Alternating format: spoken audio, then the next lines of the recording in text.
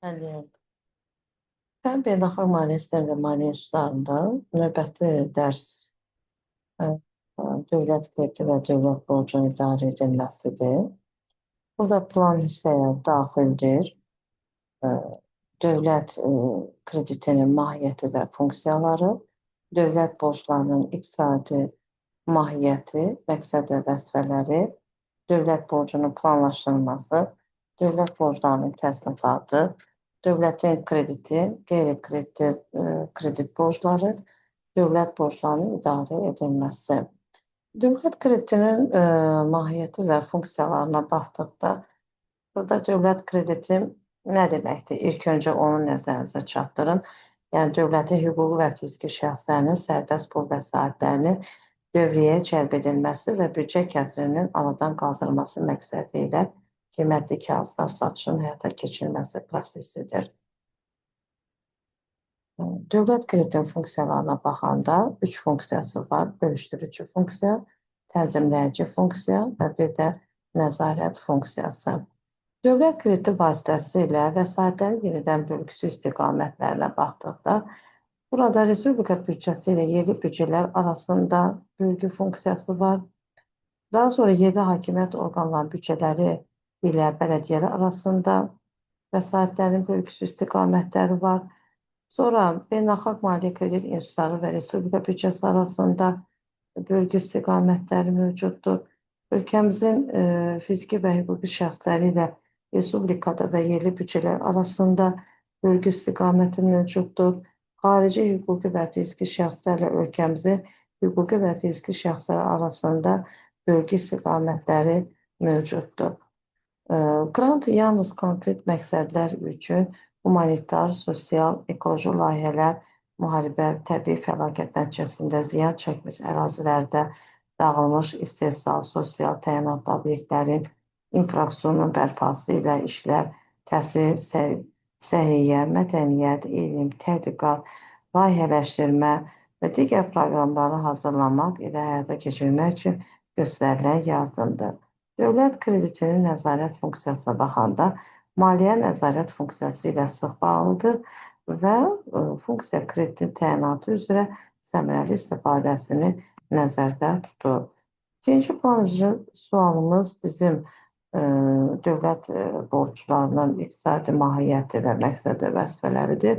Dövlət borcu müvafiq xərclərin maliyyələşdirilməsi üçün dövlət zəmanəti ilə alınan və dövlətin öhdəliyi əsasında müəyyən edilmiş müddətlərə qaytarılması nəzərdə tutulan maliyyə vəsaitləridir. Dövlət borc almağa sövq edən əsas səbəblərə baxanda, bunlara birinci fövqəladə xərclərin təmin edilməsi üçün borclanma daxildir. İkinci, təbii fəlakətlərin, müharibələrin maliyyələşdirilməsi səbəbləri daxildir. İnvestisiyaların maliyyələşdirilməsi üçün borclanma səbəbləridir. Büdcənin gəlir və xərcləri arasında tarazlığın saxlanılması səbəbidir. Borc ödəmək məqsədi ilə yenidən borclanma səbəbləridir. Yaranma səbəbinə görə dövlət borcları məqsədli dövlət borclarına, məqsədsiz dövlət borclarına bölünür. Məqsədli dövlət borcları özü də büdcə kəsiri maliyyələşdirilməsi məqsədi ilə yaranan dövlət borclarıdır. Büdcənin gəlir və xərc tarazlığının təmin edilməsi məqsədi ilə yaranan dövlət borcları, investisiya layihələrinin maliyyələşdirilməsi məqsədi ilə yaranan dövlət borcları, idxalın maliyyələşdirilməsi məqsədi ilə yaranan dövlət borcları, əvvəlki dövlət borclarının maliyyələşdirilməsi məqsədi ilə yaranan dövlət borcları. Məqsədsiz dövlət borcları proqram xarakterli olmadığından onun idarə olunması, yəni qaytarılması nisbətən ağır çətinliklərlə müşahidə olunur. Məqsədsiz dövlət borclarına aiddir. İdxaldan yaranan məqsədsiz borclar, digər öhdəliklər üzrə yaranan məqsədsiz borclar. Dövlət borcunun planlaşdırılmasından söhbət etdikdə, dövlət borcunun planlaşdırılması üçün yerinə yetirilən vəzifələrə ilk öncə nəzərdən keçirək. Bura daxildir maliyyə sisteminin prioritet sayılan sahələrinin ən əsası da dövlət büdcəsinin qarşılaca biləcəyi vəsait qıtlığı həcminin müəyyən edilməsidir. Müəyyən olunmuş həcmdə vəsait qıtlığının aradan qaldırılması üçün daha səmərəli mənbələrin tapılması, dövlətin borc öhdəlikləri kimi daxil olan vəsaitlərin məqsədə uyğun və səmərəli şəkildə istifadəsi təmin edən bir sıra tədbirlərin hazırlanması, istifadə olunmuş borc vəsaitləri geri qaytarılması üçün maliyyə mənbəyinin müəyyən edilməsi, təklif və istiqamətlərin hazırlanmasıdır. Dövlət borclarının təsnifatına baxanda biz müxtəlif əlamətlərə görə təsnifatını görürük. Müddətinə görə, mənbəyinə görə, yaranma xüsusiyyətinə görə, öhdəliyin formalaşdırılmasına görə. Öhdəliyin formalaşdırılmasına görə dövlət borcları dövlət borc alan kimi çıxış etdiyi dövlət borclarına aiddir. Dövlət zəmanətçisi kimi çıxış edən dövlət borclarına aiddir. Dövlətin borc alan kimi çıxış etdiyi dövlət borclarına daxildir hökumətə verilən borclar, hökumətə verilən istifadəçiyə ötürülən vəsaitlər də bura daxildir. Birbaşa hökumətə verilən kreditlər aşağıdakı istiqamətlərə yönəldilir. Büdcə kəsirinin maliyyələşdirilməsinə, büdcənin gəlir və xərc tarazlığının stabilləşdirilməsinə, tədqiq balansının sabitləşdirilməsi, vaxtı çatmış dövlət borclarının ödənişi. Müddətinə görə dövlət borcları qısa müddətli, bir də uzun müddətli olur. Qısa müddətli 5 ilə qədər dövlət borclarını əhatə edir. Əsasən xəzinənin ehtiyacını ödəmək məqsədi ilə alınır. Bunun üçün xəzinə vekselləri buraxılır. Uzun müddətli 15 ildən yuxarı dövlət borclarına daxildir. İnvestisiya maliyyələşdirilməsi üçün kapital və kredit bazarlarının götürülməsi borclarıdır. Dövlət uzun müddətli borclar almaq üçün uzun müddətli borc vəsaitlərini, dövlət istiqrazlarını buraxır. Qaytarma müddətinə görə uzun müddətli borclar iki qrupa bölünür. Qaytarılma müddəti öncədən məlum olan dövlət borcları, bir də əbədi dövlət borcları. Mənbəyinə görə daxili və xarici borclara bölünür. Daxili dövlət borcu Azərbaycan Respublikasının adından Azərbaycan Respublikasının prezidenti ilə bağlanmış müqavilədə öhdəlikləri üzrə borclar aid edilir. Bir dəqiqə.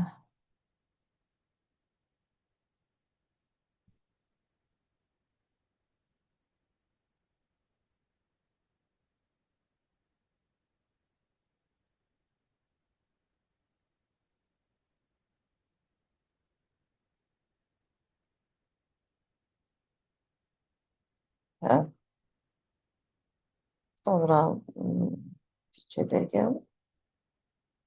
Qeyri-dövlət kredit münasibətlərinə yaranan dövlət borclarına aid planlaşdırılmış dövlət borcları, planlaşdırılmamış dövlət borcları aiddir. Planlaşdırılmış dövlət borcları əvvəlcədən razılaşdırılmış borc öhdəliklərini ifadə edir. Planlaşdırılmamış dövlət borcları isə qabaqcadan razılaşdırılmış, lakin müəyyən səbəblər üzündən meydana gəlmiş borc öhdəlikləri deməkdir. Dövlət borcunun idarə edilməsi mərhələlərə bölünür. Uyğun maliyyə mənbəyinin tapılması üzrə borc vəsaitlərinin cəlb edilməsinə daxildir. Pul fondlarının səfərbər edilməsi daxildir.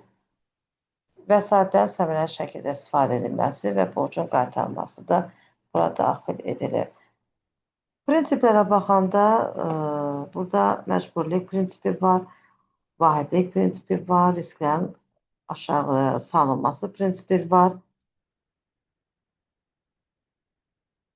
Şəffaflıq prinsipi var, bir də optimallıq prinsipi var.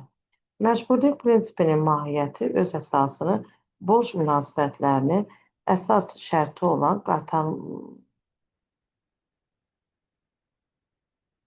qaytarma xüsusiyyətindən götürülür. Vahid prinsipinin mahiyyəti ondan ibarətdir ki, dövlət borclarının idarə edilməsi prosesində bütün növ öhdəliklər vahid qaydada hesaba alınmalı və onların icrası bir tam olaraq həyata keçirilməlidir. Dövlət büdcəsinin Dövlət borcunun idarə edilməsində risklərin aşağı salınması prinsipi də mövcuddur. Dövlət borcunun idarə edilməsində optimallıq prinsipinin mahiyyəti borc alətlərinin tədavülü, ödənilməsi arasında optimallığı qoruyub saxlamaqdır. Şəffaflıq prinsipinin mahiyyəti ölkəmizin ümumi iqtisadi durumu, borcların idarə edilməsi səviyyəsi, onun kredit reytinqinin göstərməsi, beynəlxalq agentliklərin iştirakını təmin etməkdən ibarətdir. Dövlət borcunun idarə edilməsi metodlarına baxanda, burada möhkəmləndirmə metodlarını görürük, dəyişdirmə metodlarını görürük, birləşdirmə metodunu görürük, əvəz etmə metodunu görürük və imtina metodlarını biz burada görürük. Möhkəmləndirmə dövlət borclarının müddəti ilə bağlı şərtlərin dəyişməsidir. Yəni, onun ödəniş müddətinin uzadılmasıdır. Dövlət borclarının möhkəmləndirilməsi prosesi bir neçə qaydada həyata keçirilə bilər. Dövlət borclarının eyni faizlə möhkəmləndirilməsi bu qaydada daha çox borc alan tərəflərin maraqlarına cavab verir. Dövlət borclarının artırılmış faizlərlə möhkəmləndirilməsi, bu üsul vaxt uzadılmış borcların faiz dərəcələrinin artırılmasını ifadə edir. Dövlət borclarının azaldılmış faizlərlə möhkəmləndirilməsi də var. Bu zaman dövlət borc öhdəliklərinin bir hissəsini icra edilməsi kimi sayılır. Dövlət borclarının faizdən imtina edilməsi üsulun möhkəmləndirilməsi metoduna aiddir. Dəyişdirmə metodu borclu tərəf ilə kreditor arasında razılığa əsasən hər hansı öhdəlik və digər öhdəliklərlə əvəz edilməsinin dəyişdirilməsidir. Dövlət borclarının birləşdirilməsi metodu ilə idarə olunması bir neçə formada həyata keçirilir və bunlara borc müddətinin uzadılması yolu, faiz dərəcələrinin uzadılması yolu, bir də faiz dərəcələrinin artırılması yolu da bura aid edilir. Əvəz etmə metodunun iki forması mövcuddur. Dövlət borclarının məcburi əvəz edilməsi, bir də dövlət borclarının könüllü əvəz edilməsidir ki, yəni burada dövlət borclarının məcburi əvəz edilməsi tamamilə əks edilmir. Amma dövlət borclarının məcburi əvəz edilməsində isə məcburi qaydada nisbətən aşağı faizli maliyyə alətləri ilə dəyişilməsi təklif edilir. Agentliyin vəzifəsinə baxanda burada hər il növbəti büdcə ili ilə dövlət büdcəsinin, icmal büdcəsinin layihələri və sonraki 3 ilin icmal büdcəsinin göstəriciləri hazırlayarkən daxili və xarici dövlət borcunun yuxarı hədləri hazırlanır və nazirliyə təqdim edilir. İkinci dövlət borcuna xidmət xərclərinin, o cümlədən əsas məbləğinin faiz qaytarması üzrə xərclərin ödənilməsi ilə bağlı vəsait ayrılmasının tutulması barədə nazirlik təklif verməkdir. Borc öhdəliklərinin şərtlərini və maliyyə bazarlarına maliyyə vəsaitlərinin cəlb edilməsi imkanlarını qiymətləndirməkdir. Sonra